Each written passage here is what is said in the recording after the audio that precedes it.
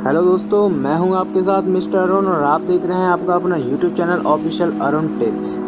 तो ये वीडियो होने वाली है फिजिक्स चैप्टर फर्स्ट प्रकाश का परावर्तन तथा अपवर्तन, जो कि क्लास 10th यूपी बोर्ड के लिए बहुत ही ज़्यादा स्पेशल होने वाली है। ये हमारी वीडियो का पार्ट 4 है। हमने पार्ट 3 करा दिए हैं, जिनका लिंक मैंने डिस्क्रिप्शन बॉक्स में दे दिया है, जिसमें हमने आपके लिए कई सारे टॉपिक लिए हैं जो कि आपके लिए बहुत ही ज़्यादा इम्पोर्टेंट एवं यूज़फुल होने वाले हैं। तो ये भी आपके लिए बहुत ही ज़्यादा यूज़फुल टॉपिक है। इसी से आप न्यूमेरिकल करना सीख जाओगे, मैं 101% गारंटी देता हूँ। तो चलिए, इसमें आप पढ़ने वाले हैं दर्पण और दर्पण के प्रकार। तो चलिए, दर्पण किसे कहते हैं, यानी कि मिरर। तो देखते हैं दर्पण किसे कहते हैं। तो चमकीली व चिकनी वह सतह जो कि नियमित रूप से प्रकाश के परावर्तन के नियम का पालन करती है, दर्पण कहलाती है। आपने प्रकाश के परावर्तन को अगर पढ़ा होगा तो ये आपको अच्छे से समझ में आ गया होगा पहली बारी में। अगर नहीं आया तो मैं आपको दोबारा से बता देता हूँ। अगर कोई चीज़ चिकनी वह चमकीली होती है और उसके पीछे पॉलिश की जाती है तो वह प्रकाश के परावर्तन के नियम का पालन करती है, उसे ही दर्पण कहते हैं। तो उम्मीद करता हूँ आपको ये समझ में आ गया होगा। इसके बाद हम चलते हैं दर्पण के प्रकार, यानी टाइप्स ऑफ मिरर।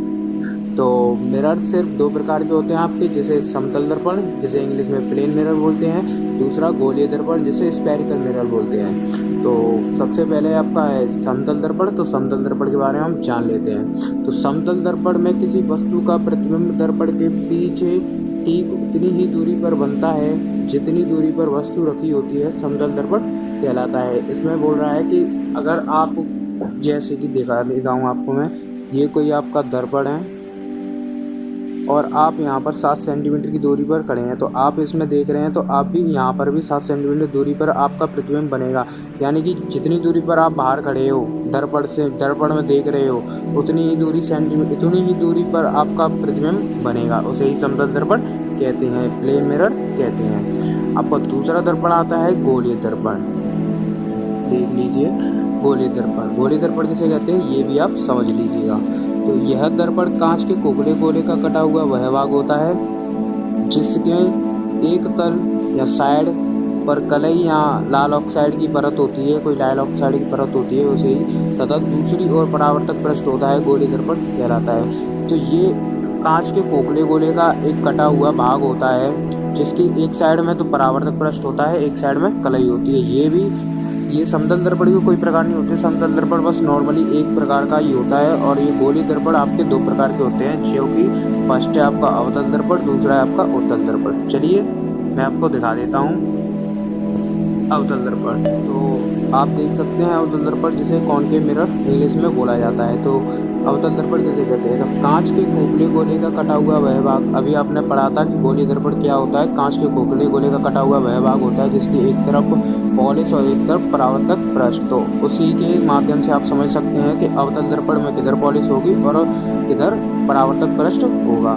तो कांच के खोखले गोले का कटा हुआ वह भाग जिसमें बाहर की ओर पॉलिश, आपसे पूछ लिया जाए कि अवतल दर्पण में पॉलिश किधर की तरफ होती है, तो आप बता सकते हैं बाहर की ओर, और अंदर की ओर परावर्तक पृष्ठ, और अवतल दर्पण में अंदर की ओर परावर्तक पृष्ठ होता है, तो वह अवतल दर्पण कहलाता है। तो आपको ये भी समझ में आ गई होगी इसकी परिभाषा। तो मैंने इसके लिए डायग्राम बनाया है, इससे आपको बहुत ही ज़्यादा अच्छा कुछ सीखने को मिल सकता है अगर आप मेरी बात को ध्यान से सुने तो ये आपका गोलीय दर्पण है, जो कि एक खोखले कांच का गोला है। ये इतना ही होता है, मैंने ये आपको समझाने के लिए बताया है, क्योंकि ये गोलीय दर्पण, जो गोलीय दर्पण होता है जो आपका, उसके खोखले गोले का कटा हुआ भाग होता है अवतल दर्पण। तो ये में इतना अवतल दर्पण है, ये M1 M2 से यहाँ तक ये आपका अवतल दर्पण है। ये इसके बाहर पॉलिश हो रही है। आपने डेफिनेशन में पढ़ा था कि परावर्तक पृष्ठ किधर होता है, इसका अंदर की ओर होता है, इसका अंदर की ओर परावर्तक पृष्ठ है, और पॉलिश किधर होती है, बाहर की ओर। तो हमने ये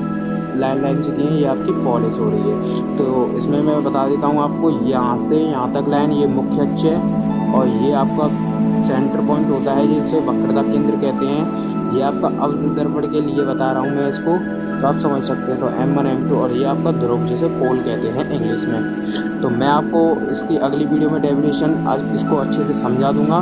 बस आप इतना समझ लीजिएगा कि इसे वक्रता केंद्र कहते हैं, इसे ध्रुव कहते हैं, इसे M1 M2 जो कि आपका अवतल दर्पण है, और इसे मुख्य अक्ष।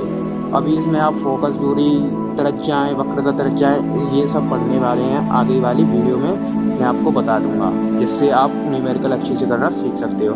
अगला पॉइंट आता है आपका उत्तल दर्पण, जिसे आप कॉन्वेक्स मिरर कहते हैं। तो कांच के खोखले गोले का कटा हुआ वह भाग जिसमें बाहर की ओर परावर्तक पृष्ठ और अंदर की ओर पॉलिश हो तो वह उत्तल दर्पण कहलाता है। तो आप इसकी मैं शॉर्टकट बता देता हूँ आपको।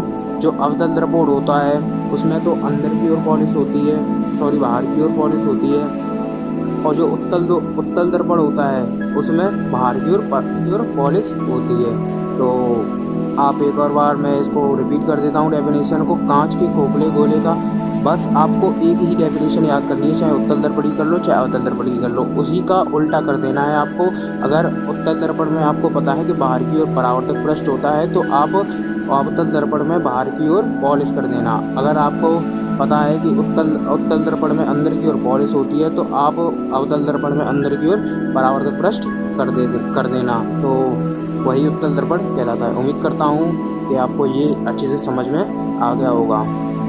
इसी का भी ये डायग्राम है, उसी के जैसा है, बस इसमें अंदर की ओर पॉलिश है और परावर्तक पृष्ठ बाहर है। उसमें बाहर की ओर पॉलिश थी और उसमें अंदर की ओर परावर्तक पृष्ठ था। इसमें आपको कुछ खास नहीं समझना है, मैं आपको अगली वीडियो में बता देता हूँ कि आपको क्या क्या अच्छे से समझना है। तो वीडियो ज़्यादा लॉन्ग नहीं होनी चाहिए, इस वजह से मैंने आपको थोड़ा ही समझाया है, क्योंकि मैंने अभी नया चैनल क्रिएट किया है। तो अगर भाई की वीडियो आपको पसंद आए तो प्लीज़ लाइक कर देना, सब्सक्राइब कर देना, और भाई बेल आइकन प्रेस को तो ज़रूर दबाई देना, जिससे कि मैं आपके लिए अच्छी से अच्छी लेटेस्ट वीडियो लेके आऊँगा। अगली वीडियो में आपको मैं पक्का न्यूमेरिकल करना सिखा दूँगा, जो कि फिजिक्स के लिए VVI इम्पोर्टेंट होने वाले हैं। तो उम्मीद करता हूँ कि आपको मेरा ये कॉन्सेप्ट जो मैंने लिखा है अपनी मेहनत से आपको क्लियर हो गया होगा। तो थैंक यू ब्रो, आप ऐसे ही अब मेरा सपोर्ट कर देना।